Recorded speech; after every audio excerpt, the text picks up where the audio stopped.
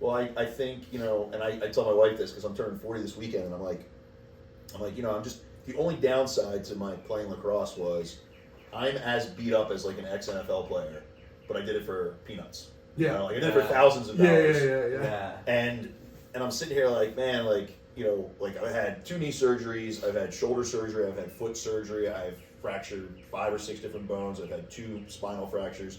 And like I'm sitting here like at 40 I feel pretty good despite all that. Yeah. But at the same time it's like, damn, I would love to go do a CrossFit class. But I have no idea if my knee's gonna explode. We got a program around this. Yeah, and I don't want to do all of that shit. Instead, I just like stick to what I know is going to keep me safe because you're at a point now where you're like, I just don't have time to be in pain. Yeah. You know what I mean? Like I don't have time to go force myself into that 3rd or 4th extra rep of cleans to beat my time. And now my back's fucked for 3 days and I can't hold my 2-year-old. Yeah. You know what I mean? Yeah. So like Scale for life a little bit. Yeah. Yeah. And it sucks because like I've never done that. What's like now? Playing hurt, Yeah. for years and years. Yeah, Power through it. And then when you've been hurt for so long, you don't know there's a way you can feel or be or train or play not hurt. Yeah. I remember growing through that with my back injury. For years after playing, it had persisted for so long.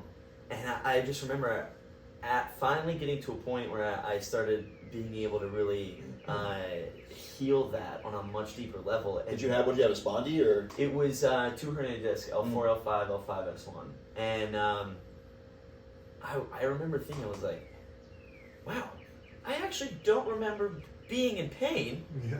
I don't remember ever having this feeling. All I remembered was ever being in pain. I didn't even know I could feel this good. Dude, how moving good again. did that feel? Incredible. And in that moment, I was like, all right, if this is how I can feel now, and this is years after my injury, then clearly it can be healed. Yeah. And I never have to deal with it again. I can find ways around this to continue to grow and pursue whatever goals I have Yes. in a much more aligned, physically, mentally, and emotionally way that'll get me to where I want to go. Healthy, pain-free, and moving well. And I really started to focus on that. And it's kind of really like a staple of not only just our training, but the training that we teach and coach. And you don't even realize, it's interesting working with athletes who've had injuries or coming back from injuries. And recently we've been getting more athletes coming to us because they've been injured and know how we can help them come out of that. Yes. It's like, I didn't even know I could feel like this. I know, because what happens is, one, you get so used to it that you forget how bad you're hurt. Yeah. And I tell my athletes now, because I coach so many guys, and I'm like, look, you have no idea how many games I played hurt. Games that I absolutely should not have been playing in. And I thought that I was not letting my teammates down and my coaches down. And there's nothing against them, but no one calls me to see how I'm feeling now. Yeah. You know, no one said, hey man, remember when you barely could walk and you just like took a Toradol shot and went out there and crushed it and we won that game? I hope you know what, I'm going to come over and just have dinner with you. No one does that. Yeah. And, you know, I was having the same thing. I had L3, L4 because I got taught to squat wrong in high school. I got taught to squat on the Smith machine. And then I never got it taken care of. And then my L4, L5 went my freshman year of college. So they got me fitted for a back brace, this neoprene thing that had a sleeve in the back of it to help me be able to play. Didn't fix anything. It just... Yeah. And then my lower body workouts at Penn State were all like airball squats and things that weren't loading my spine. And then all the sprinting and stuff that we did outside, I had to do inside by myself, pull sprints, bike sprints, etc., to stay in shape. Yeah. You said pool sprint? Yeah. At Penn State, we had a pool with a harness. Okay. Yeah. Man. Shit was not easy. But it sucked because, you know, remember my senior year, I was a team captain, and the whole team's coming in. You know those team sprints, like, everyone's dead, you know, but they did it. They got it through it together. And I'm sitting here in the pool like an idiot, you know, and I just feel bad because, you know. But, you know, I went through all this pain, and then I remember during the pandemic, I had just retired in 2019. I'm sitting in my basement every night. You know, it was like Groundhog's Day when we were doing lockdown. So my wife and I would watch a show, and I would just be stretching. I just started doing the stretch routine. I realized that I had neglected my QL and my adductors a lot when I was stretching. And I've always been flexible, but I neglected those. Yeah. Go through this whole thing. I do it every single night. All of a sudden, like 2 months in, I get up, and I had the same moment. And I was like, oh my God, my back doesn't hurt. Yeah. And my wife's like, oh, good, honey. I'm like, no. And I like got emotional. I'm like, you don't understand. I haven't felt like this since I was like 13. Yeah. And she was like, holy shit. I was like, I know.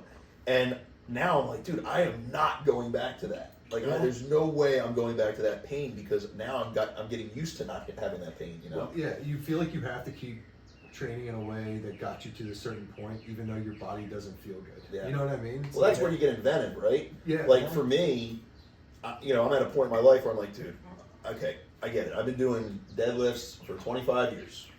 I need some new shit. Yeah. So that's where, you know, Todd Giorgi, who owns New York Strong over here, he trained me for the 2018 World Games. And it's a strongman gym. So I've gotten way more into the the kettlebells, the sandbags, and then that Landmine University that Alex created. Yeah. God, if Alex had, sorry Alex, but if you had created the system 10 years earlier, I could avoid a lot of injury. Yeah. I could have, because there's no direct spinal loading. But I feel powerful as shit and flexible and strong. And it's fun from a lot of Oh, work and it's that we just- get to see. yes, it's it just looks different. so fun, so different. Well, that's the tough part about training, right? Like, if I want to be big and powerful and strong, it is tough because everything you're taught is like you have to be a robot in your motions, right? Yeah. Don't do this, don't do that. Everything's got to be. But that's not what sports are. Yeah. Especially as a face-off guy, everything's here, and then you get out, and then guys you're in trying some to take your head off. compromising position. Yeah. And like that's where the landmine comes in because everything is spinal, locomotion, and like you're using your spinal engine to like rotate and twist, and you're like, dude, this is what I should have been doing for years. Yeah. Because you're so used to supporting your spine just in that one way. Exactly. Where it's like now you want to find a way to support it in bad positions, even though they're not bad. Vulnerable. Like Yeah, Jefferson yeah. curls, all this kind of stuff is stuff that I put in everybody's thing, that everybody's program now, that I didn't start doing until like 2 or 3 years ago. Exactly. And you think But you're then you taught. hurt your spine picking up a freaking paper towel off the kitchen floor. Well, yeah, That's the I only was time saying, I've ever hurt myself. Here's the Because you're interesting like, piece, right? Like, because it's most of those injuries that happen aren't necessarily around actually doing the lift. Because that's when you're braced. That's when you're actually engaged. Yeah.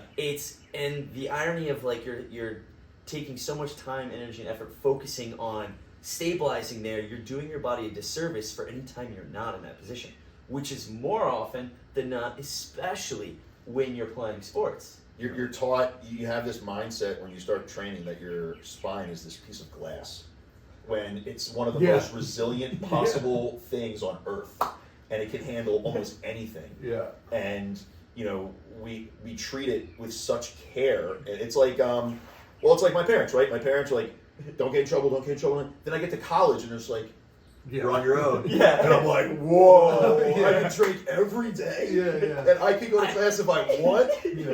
That's a slippery slope. Yeah. Same thing with your spine. It's like it gets introduced to this shit on the field that it was never introduced to when you were training. Yeah. So you weren't training it. You were lifting, but you weren't training your spine to be effective on the field. Train your spine, everything that supports it to be strong in other positions and just straight up and down and perfect. You know what I mean? And it twists and curves and all that stuff. If it wasn't supposed to do that, it wouldn't do that. It wouldn't be able to. Yeah, like we weren't made by an idiot. Like, Yeah. you know what I mean? Like it's supposed to do that. It's our fault for only training those certain positions. Yeah. Which is why golfers break down so fast. And then they only do stuff by like throwing heavy things instead of teaching the body how to stabilize before doing that, and then they just end up hurting themselves. And right. one of the biggest things too with the training, it's all about force generation, and there's so much missed around absorption of the force you're generating. Because most often, like a lot of the overuse injuries, it comes from not necessarily the production of force, the chronic production of force from something that's been under recovered, which is its own topic, but it's the inverse of that musculature that has to absorb the in range of all that force that you're producing. That's a great point. Yeah, we always think about the explosive part. We don't think about the actual end part.